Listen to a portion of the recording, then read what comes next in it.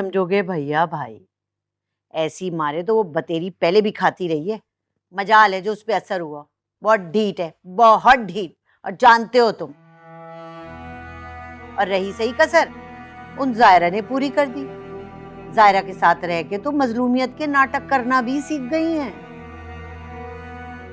आप अजान कुछ सब्र करें। क्या सब्र करूं? मैंने कौन सा गोली मार दी थी भाई? उनके भले के लिए ही कहा था कि ये वक्त बेवक्त बाहर बिला वजह ना जाओ। तो कह लेंगी हैं तुम होती कौन हो मुझे बोलने वाली? क्या ये घर तुम्हारा है?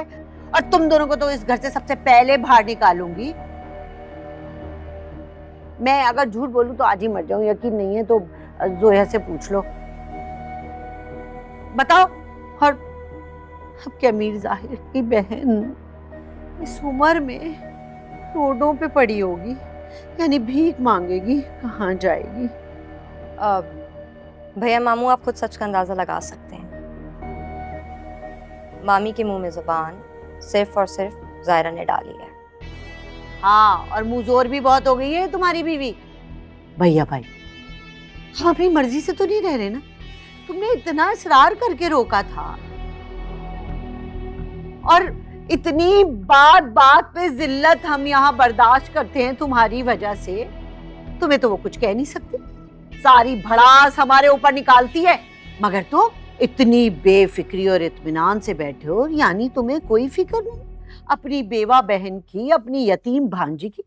ये जिंदगी में पहली बार हुआ है मीर जाहिद कि इतनी बड़ी बात हो गई और तुमने कोई एक्शन ना लिया। लूंगा आपा, एक्शन भी लूंगा, लेकिन वक्त आने पर।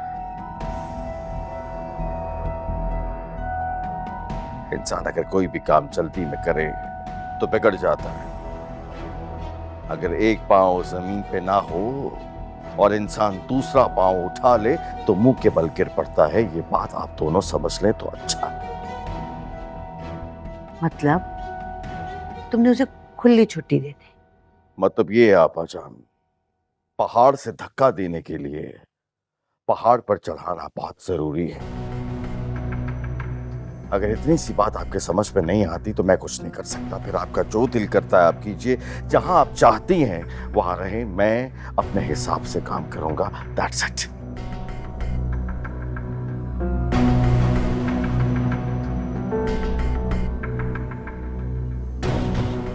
कहा था ना मैंने, बहुत बदल गया है ये।